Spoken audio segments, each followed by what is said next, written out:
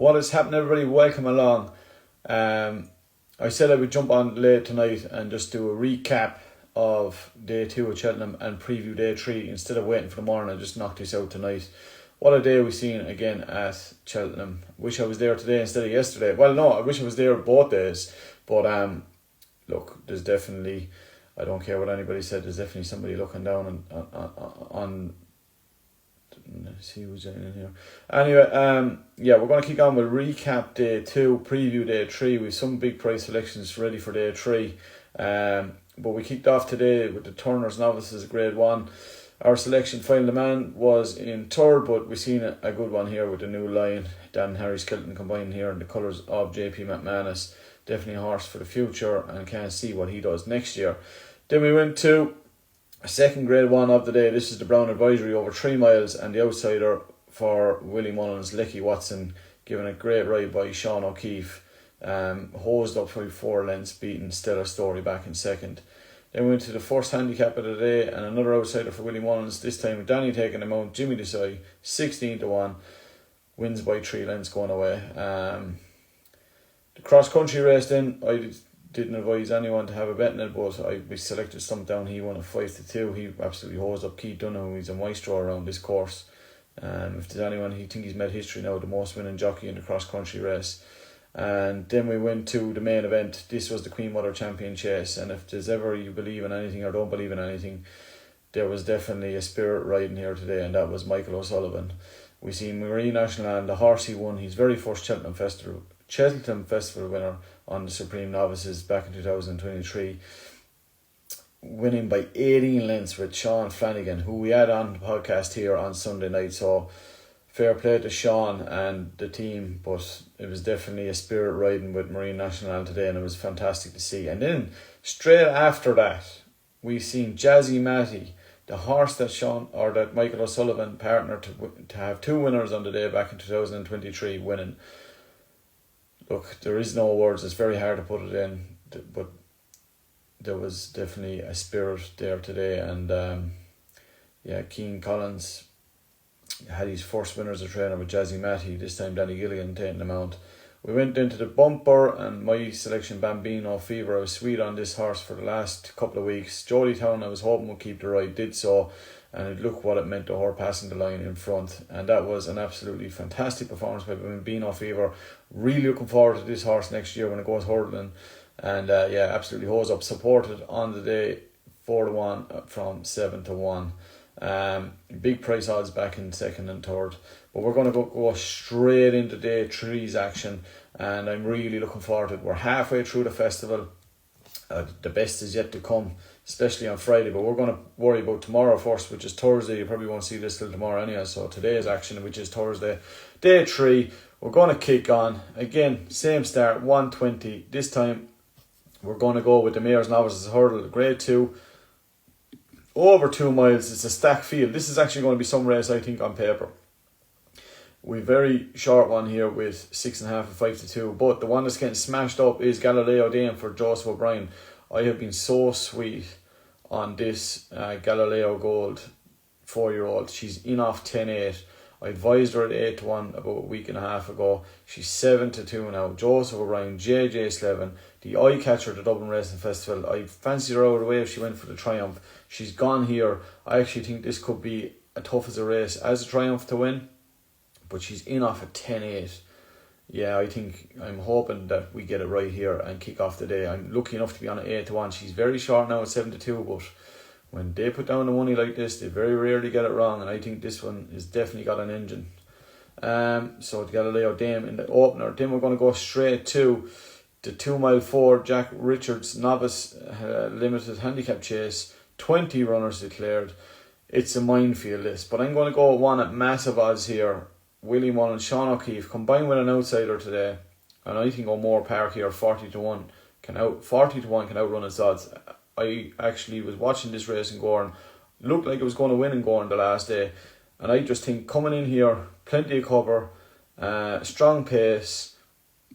This lad could outrun its odds. He's only after 10 runs. He's still lightly raced. In those Richie colours who combined earlier in the week, we lost him out. So I think a 40 to 1, you're going to get extra place in the race. You could do worse than having a euro each way on an O'More Park in race 2.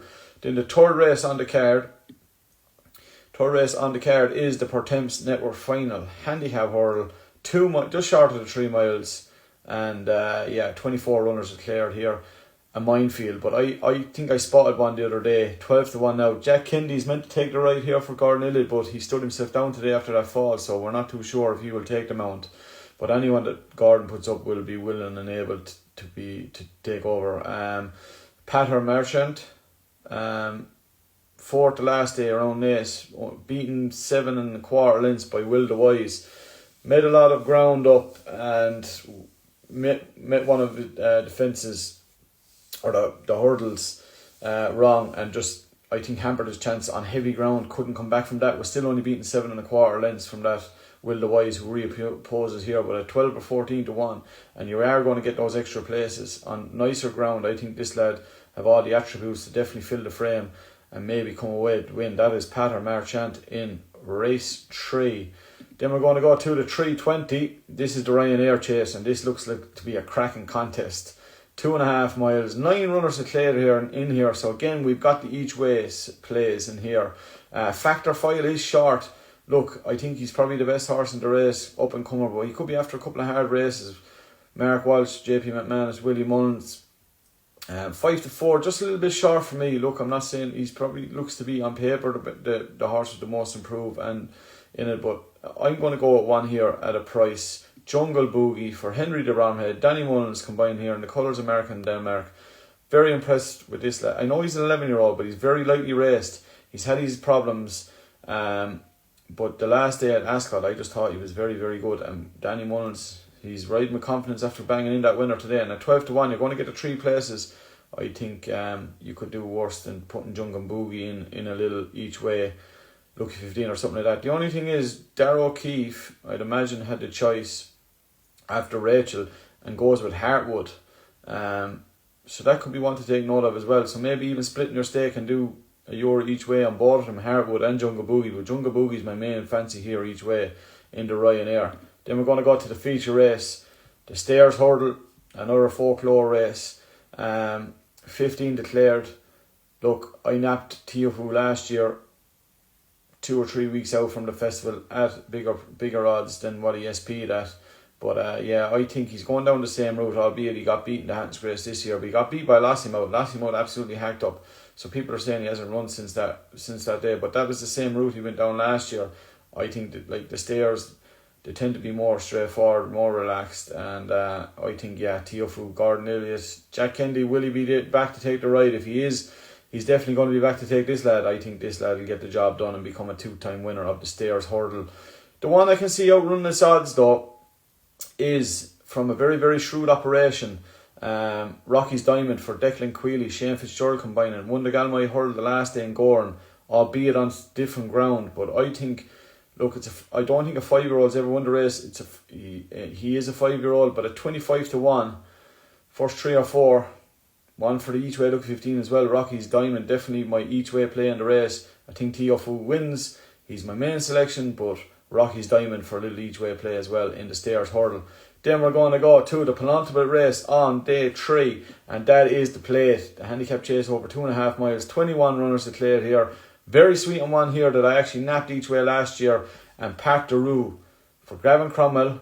Gavin's horse have been on fire. They've filled the frame. He's had the winner today. Keith Donahue has had the places and filled the frame today. And this lad in off 11-2. Only 2 pounds higher than his mark last year when I fancied him out of the way. For the Johnny Henderson, takes his chance here again. The last time we seen Pat the Roo at Cheltenham was back in October, and he beat a horse that won today called Jazzy Matty by 2 lengths. Yeah, I know it was a 4-runner contest, and he's a bit more exposed, definitely a lot more exposed than he was last year. But I was talking to Sean Flanagan on this podcast on the Sunday, and I was saying I fancied him because he's very much involved with Gavin Cromwell, and he said, yeah, look, he's going well, and he expects to be bang there. I think this lad, you're going to get your extra place again here at 14 to 1. He's definitely solid each way claim for me here. I'm actually going to nap him each way again So he's my each way nap on the day, and that is Pat Daru for Gavin Cromwell and Keith Donoghue in the plate. Then we're going to go to the final race on day 3. This is the Kim Muir, one of the amateur races, the amateur race I think of the meeting, over 3 miles too. 24 runners declared. Yeah, I think for me it's all about the riders in this. Like some of these riders, they only have amateur status, they're definitely professionals. Derek O'Connor, Paddy Mullins, all those guys.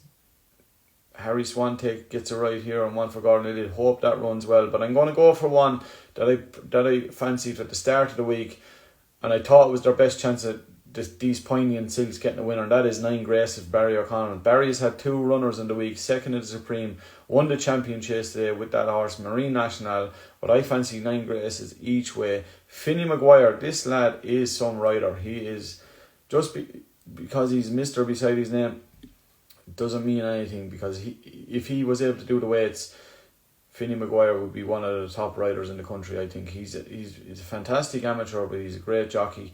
9 Graces, very impressed with his last run in Punchestown in January, I think, and Barry's horses are absolutely on fire. Look, if he can fill the frame and even hopefully get the head in front, but yeah, I'm going to go for 9 Graces. Definitely want to fill the each way lucky 15 on the day, and yeah, those are my selections for day 3. Short and sweet, hopefully, but just want to recap today. What a day! I was there yesterday, but I would have given my right arm to be there today to see the reception that Marine National got. I don't know. I don't tell anybody what to believe in life, but for me, there were definitely a man looking down on the race course today, looking down on everyone that was near and dear to him, and showed the world of, there is something definitely there, I think, and Michael O'Sullivan was remembered today in the best way possible by the 2 horses that made him, especially Marine National, going and winning. And it was one of those days in racing, in sport, in life, that you got a good feeling from, and fair play to everyone there, connections, and yeah. Look, those are my selections for day 3. I'm going to sign off. You're probably sick of listening to me waffling. Cheers, thanks.